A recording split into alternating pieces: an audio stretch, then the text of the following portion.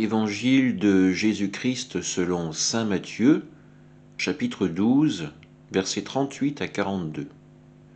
En ce temps-là, quelques-uns des scribes et des pharisiens adressèrent la parole à Jésus.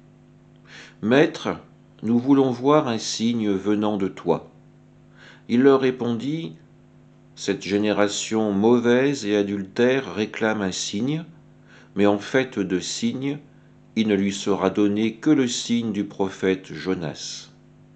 En effet, comme Jonas est resté dans le ventre du monstre marin 3 jours et 3 nuits, le Fils de l'homme restera de même au cœur de la terre 3 jours et 3 nuits. Lors du jugement, les habitants de Ninive se lèveront en même temps que cette génération, et ils la condamneront. En effet, ils se sont convertis en réponse à la proclamation faite par Jonas. Et il y a ici bien plus que Jonas. Lors du jugement, la reine de Saba se dressera en même temps que cette génération, et elle les condamnera.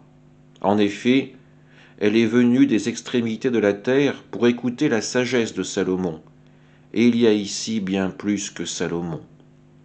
Acclamons la parole de Dieu. Encore une fois, Jésus est confronté à la dureté du cœur des hommes qu'il cherche à sauver. Des scribes et des pharisiens s'unissent face à lui pour lui demander encore un signe. Ces hommes ne sont pas satisfaits des multiples guérisons que Jésus a effectuées au nom du Seigneur. Ils ne sont pas satisfaits de son enseignement qui révèle un Dieu d'amour et de miséricorde.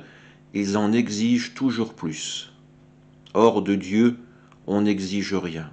On reçoit avec reconnaissance. Jésus leur dit que Jonas, que la reine de Saba ont déjà œuvré dans le passé pour permettre à l'homme de convertir son cœur. Pour ces scribes et ces pharisiens, il y a devant eux bien plus grand que Jonas, bien plus grand que la reine de Saba, puisqu'il s'agit du Fils de Dieu lui-même. Quand nous entendons ces paroles, nous pouvons aussi nous interroger. Combien de fois avons-nous refusé de voir l'action de Dieu dans nos vies? Combien de fois avons-nous conservé un cœur fermé à cette parole d'espérance que Jésus nous délivrait? Alors essayons de faire céder cette carapace, cette muraille, afin que l'Esprit Saint puisse véritablement agir en nous. Amen.